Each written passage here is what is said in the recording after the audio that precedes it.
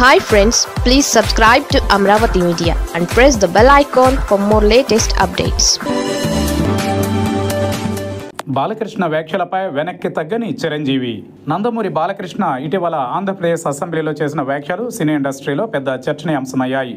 మాజీ CM YS జగన్పై తీవ్ర విమర్శలు చేసిన సందర్భంలో కరోనా సమయంలో సినీ పరిశ్రమ సమస్యలపై సీఎం జగన్ని కలిసిన మెగాస్టార్ చిరంజీవి పేరు ప్రస్తావించారు. బాలకృష్ణ మాటల్లో చిరంజీవిని అవమానించే రీతిలో వ్యాఖ్యానించారని వివాదం రేగుతోంది. దీనిపై ఇప్పటికే చిరంజీవి సైతం రియాక్ట్ అయ్యారు. కాగా ఇన్ని రోజులు విదేశాల్లో ఉన్న ఆయన హైదరాబాద్ తిరిగి వచ్చారు. ఈ క్రమంలోనే మరోసారి బాలయ్య వ్యాఖ్యలపై షాకింగ్ రియాక్షన్ ఇచ్చారు. వెకేషన్ ముగించుకుని ఇండియాకు వచ్చిన చిరంజీవి హైదరాబాద్ ఎయిర్పోర్ట్లో విలేకరులను కలిశారు. ఈ సందర్భంగా బాలకృష్ణ వ్యాఖ్యలపై ప్రశ్నించగా చిరు ప్రశ్నలను దాటవేశారు. నేను చెప్పాల్సిన విషయాలు ఇప్పటికే పత్రికా ప్రకటనలో చెప్పేశాను. ఇకపై ఈ విషయంపై మాట్లాడాల్సింది ఏమీ లేదు అని సమాధానమిచ్చారు. అభిమానులకు సెల్ఫీలు ఇస్తూ ఎయిర్పోర్ట్లో చిరు సందడి చేశారు. అంతకుముందు బాలయ్య వ్యాఖ్యలపై వెంటనే స్పందించిన చిరంజీవి ఓ పత్రికా ప్రకటన విడుదల చేశారు.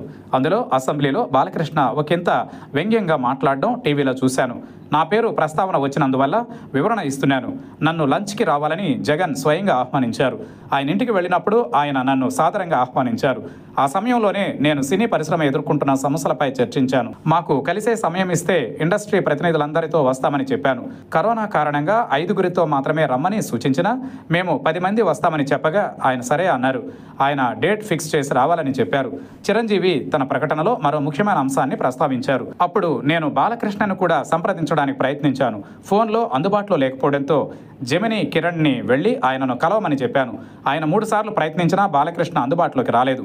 చివరికి నేను ఒక ఫ్లైట్ ఏర్పాటు చేసి ఆర్ నారాయణమూర్తితో సహా మరికొంతమంది ప్రముఖులతో కలిసి సీఎం జగన్ను కలిశామని చెప్పారు. అంతేకాకుండా సినీ పరిశ్రమ సమస్యలపై ఆ సమావేశంలో ముఖ్యంగా టికెట్ ధరల పెంపు గురించి చర్చించామన్నారు చిరంజీవి. ప్రభుత్వ నిర్ణయం వల్లే వీరసింహారెడ్డి, వాల్తేరు వీరయ్య వంటి సినిమాలకు టికెట్ రేట్లు పెరిగాయి. జగన్ మాతో గౌరవంగా మాట్లాడారు. అక్కడ ఉన్న ప్రతి ఒక్కరితో ఆయన మర్యాదగా వ్యవహరించారు.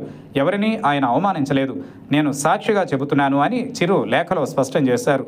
ప్రస్తుతం బాలకృష్ణ చిరంజీవి మధ్య ఈ మాటల యుద్ధం సినీ పరిశ్రమలో హాట్ టాపిక్గా మారింది. అభిమాన వర్గాల్లోనూ ఈ వ్యవహారం తీవ్ర చర్చనీయాంశమైంది. ఇకపై బాలయ్య ఈ వ్యాఖ్యలపై మళ్లీ స్పందిస్తారా లేక వివాదం ఇక్కడితో ఆగిపోతుందా?